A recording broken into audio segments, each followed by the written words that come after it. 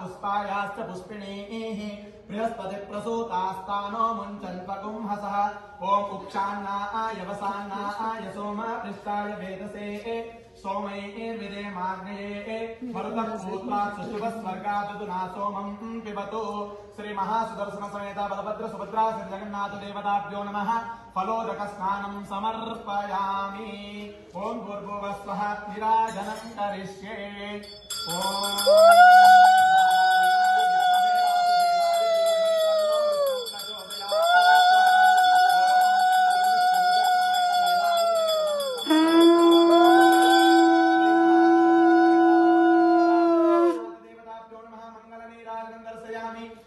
चांदारयामि नमस्करोमि कुले महाबलभद्र सुभद्रा से जगन्नाथ महाप्रभु की जय जगन्नाथ महाप्रभु की जय।